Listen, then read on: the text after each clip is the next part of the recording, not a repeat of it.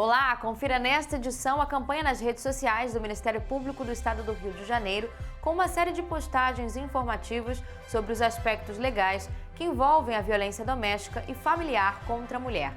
Veja também uma matéria sobre a denúncia oferecida pelo MPRJ contra 6 pessoas por tráfico de medicamento alucinógeno. Quem vai falar sobre o tema é o promotor de justiça, Marcos Cac. E no nosso bloco de entrevistas, você vai ficar por dentro do trabalho da Coordenadoria de Mediação, Métodos Autocompositivos e Sistema Restaurativo do MPRJ, com a participação da promotora de justiça, Roberta Rosa Ribeiro. Está no ar, para todo o Brasil, MP Cidadão. É o Ministério Público mais perto de você. No quadro MPRJ nas redes, você fica por dentro das principais informações das redes sociais do Ministério Público do Estado do Rio de Janeiro. Hoje você vai conferir a divulgação da campanha Agosto Lilás. Acompanhe!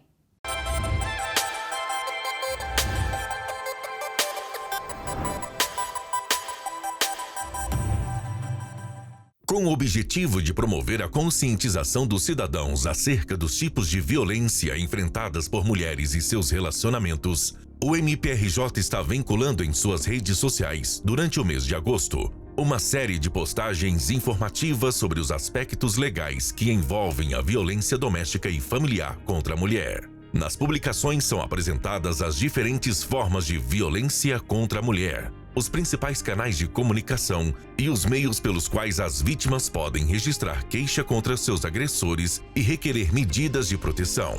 Acompanhe as postagens da campanha Agosto Lilás nos perfis oficiais do MPRJ. A primeira Promotoria de Justiça de Investigação Penal Territorial da área Zona Sul e Barra da Tijuca denunciou 6 pessoas por tráfico de medicamento alucinógeno. Segundo as investigações, esse medicamento é utilizado por criminosos para a prática do golpe conhecido como Boa Noite Cinderela. Vamos acompanhar no quadro Conheça a atuação do MPRJ.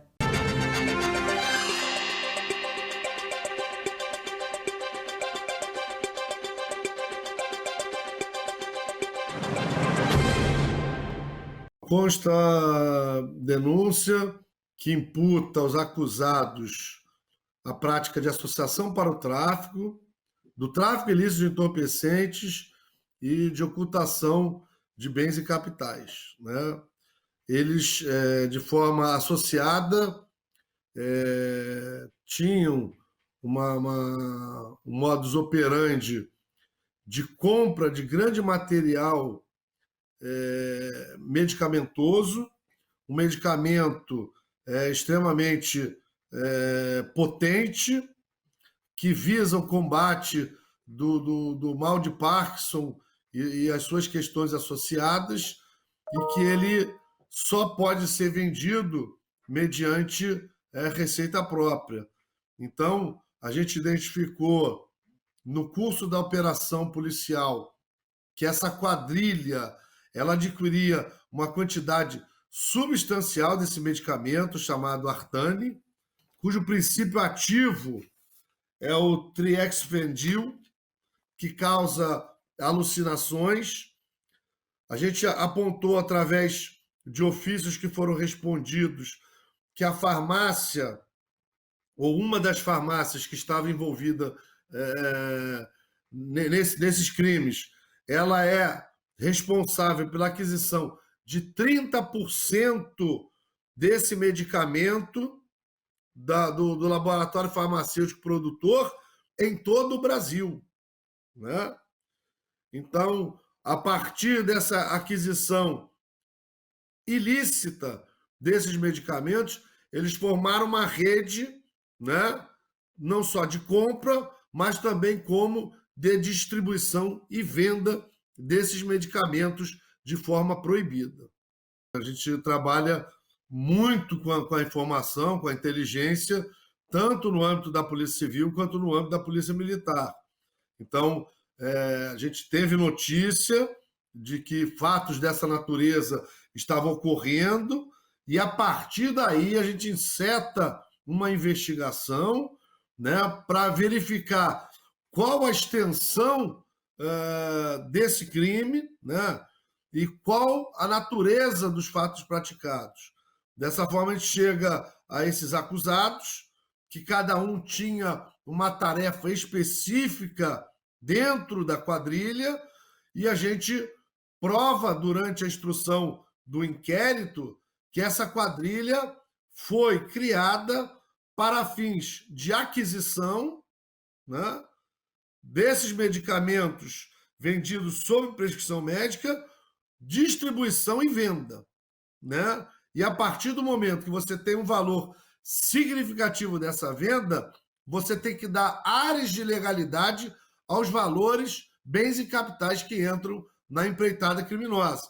Então, a partir daí, a gente também identificou a prática do chamado crime de lavagem de capitais. Foram denunciados, né, pelos crimes correspondentes, a denúncia foi acatada pela Justiça e agora, durante a fase do processo, que aí ele foge da minha promotoria, na fase processual vai haver o contraditório e a ampla defesa, e uma vez provados os fatos ilícitos que já estão plenamente delineados nos autos de inquérito, serão fatalmente condenados às penas dos artigos a que respondem os acusados. Após a deflagração da ação penal, a Promotoria de Investigação Penal ela perde um pouco o contato com o processo, né? Nós temos em torno de 20 mil inquéritos na minha promotoria, né? São 20 mil procedimentos tramitando em uma única promotoria, e a gente realiza em torno de 60 a 80, às vezes 100, 120 denúncias por mês.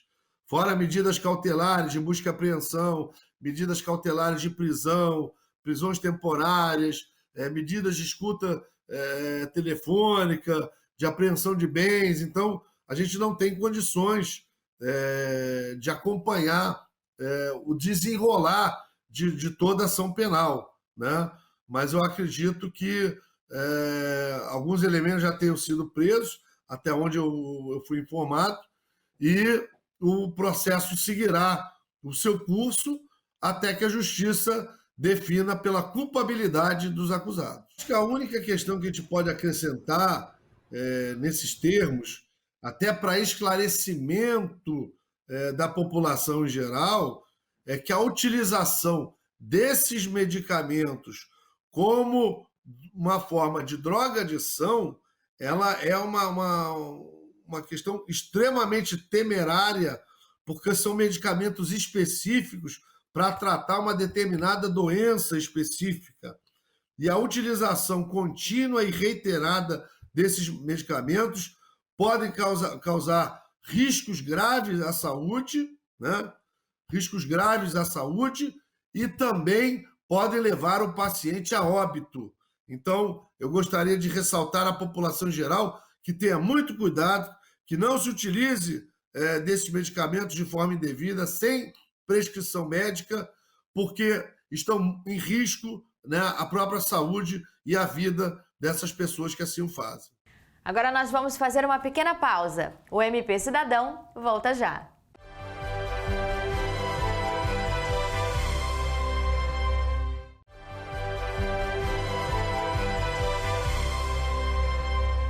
Para promover a política institucional de utilização do processo de mediação ou de outros instrumentos não adversariais de solução de conflitos e práticas restaurativas, o MPRJ instituiu a Coordenadoria de Mediação, Métodos Autocompositivos e Sistema Restaurativo, o CMEAR. Agora, no nosso bloco de entrevistas, nós vamos conversar sobre o funcionamento desta coordenadoria com a promotora de justiça, Roberta Rosa Ribeiro. Olá, doutora Roberta, seja muito bem-vinda ao MP Cidadão. Muito obrigada por aceitar o nosso convite para essa entrevista. Olá, Juliana. Eu que agradeço o convite. É sempre uma honra estar aqui nesse programa, trazendo esclarecimentos e podendo explicar um pouco mais do funcionamento dos órgãos de administração do Ministério Público do Estado do Rio de Janeiro. Doutora, como coordenadora do CMEAR, eu gostaria que a senhora explicasse para o nosso público o que é e como funciona a Coordenadoria de Mediação, Métodos Autocompositivos e Sistema Restaurativo.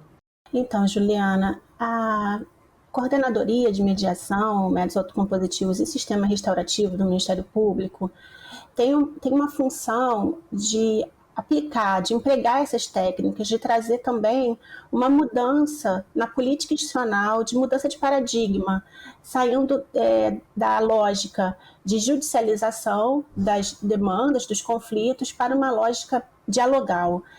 A Constituição, desde 1988, traz, como no seu preâmbulo, já a indicação da necessidade de adoção de métodos não adversariais, busca pacíficas de soluções de controvérsia. E demorou um pouco, mas o Ministério Público já no finalzinho ali de 2009, 2010, já vem buscando se aprimorar, estudar e compreender o seu funcionamento nessa lógica extrajudicial e numa lógica de busca de métodos autocompositivos e de negociação. Com o advento da Lei de Mediação e do novo Código de Processo Civil, que já nem é tão mais novo, em 2015, houve um fortalecimento e um fomento maior à adoção dessas técnicas, né, dessa metodologia negocial para a solução dos conflitos, das lides que eram colocadas ali, sempre, né, no primeiro momento, como necessária na judicialização, a propositura de uma ação para a solução desses conflitos. Então, a coordenadoria ela trabalha nessa perspectiva, auxiliando os colegas, os órgãos de execução, mas também buscando o diálogo interinstitucional, entendendo que na busca, né, de liderar conflitos mais complexos, a gente precisa ter esse diálogo com estruturas como a Defensoria Pública, como a Procuradoria-Geral do Estado, como outras estruturas de municípios, de Estado. Doutora, qual a importância da atuação do CEMEAR na complementação de um processo judicial? Então, como eu falei, hoje a gente tem um Código de Processo Civil que traz a mediação como uma etapa prévia em alguns procedimentos. Especificamente nas ações de família, há necessidade de que as partes elas já apontem se querem ou não participar de uma mediação.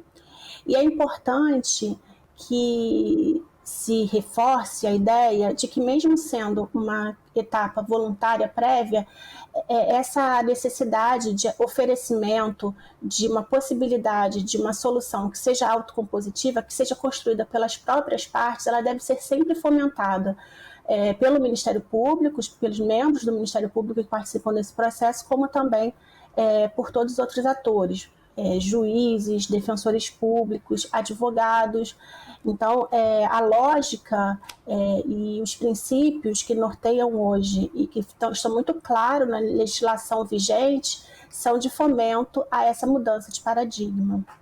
Doutora, como e por quem é determinado, no âmbito de um processo judicial, que o CEMEAR deve atuar? A CEMEAR ela atua normalmente em auxílio ao promotor de justiça. Então, o promotor de justiça da causa, e não apenas em processo judicial, mas também em procedimentos administrativos. Recentemente, a gente participou de um evento junto ao CAU Idoso, em que também se apresentou essa possibilidade aos promotores de justiça, uma vez que as questões relacionadas aos cuidados, né, de pessoas idosas estão muito relacionadas a alguns problemas que levam eles a uma situação de risco, a questões relacionadas a conflitos familiares.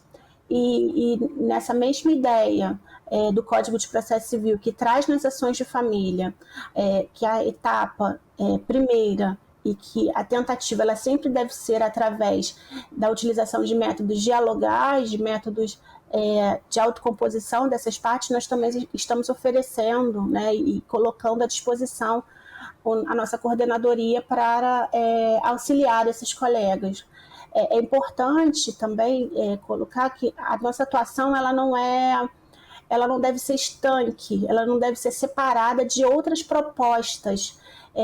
Como eu disse, muitas das vezes a gente lida com conflitos que são complexos, e conflitos de família muitas vezes são muito complexos, porque trazem à tona, né, questões de natureza de passado, de mágoas, de sentimentos, que muitas das vezes acabam ali chegando apenas, a gente só consegue enxergar, como a gente coloca na mediação, a ponta do iceberg.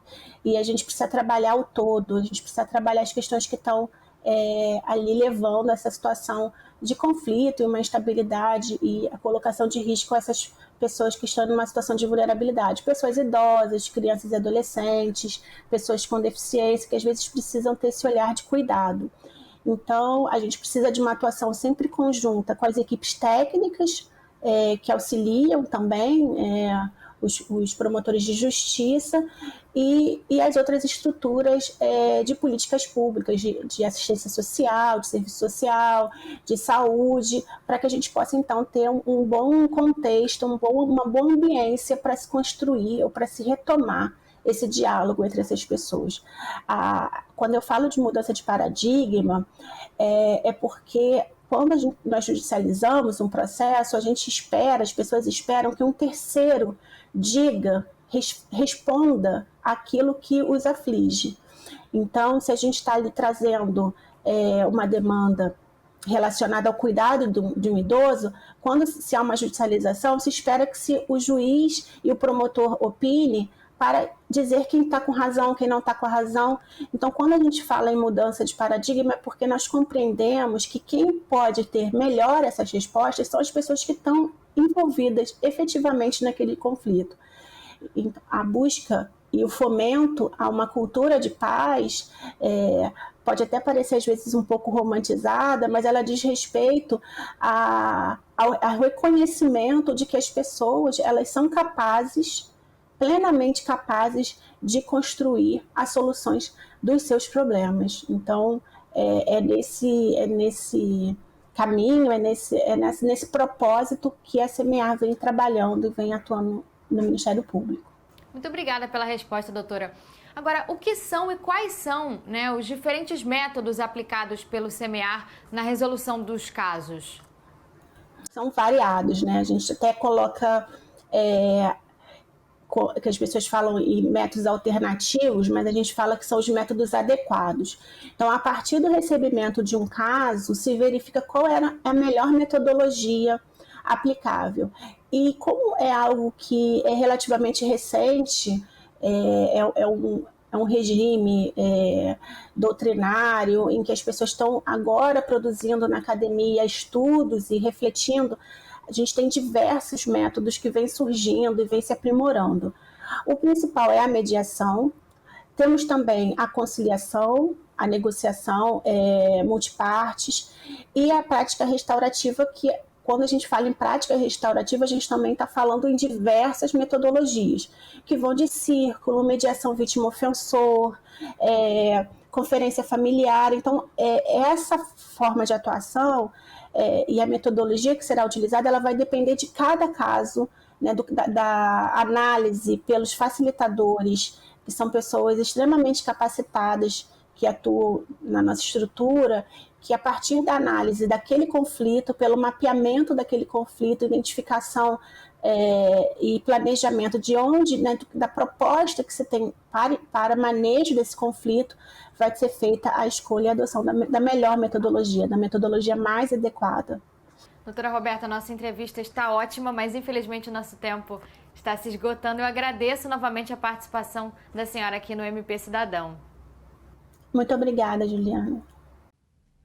E nós ficamos por aqui. Para rever o programa é só acessar o canal MPRJ Oficial no YouTube. Nos siga nas nossas redes sociais e escute o podcast do MP Cidadão nas plataformas Deezer, Spotify e iTunes.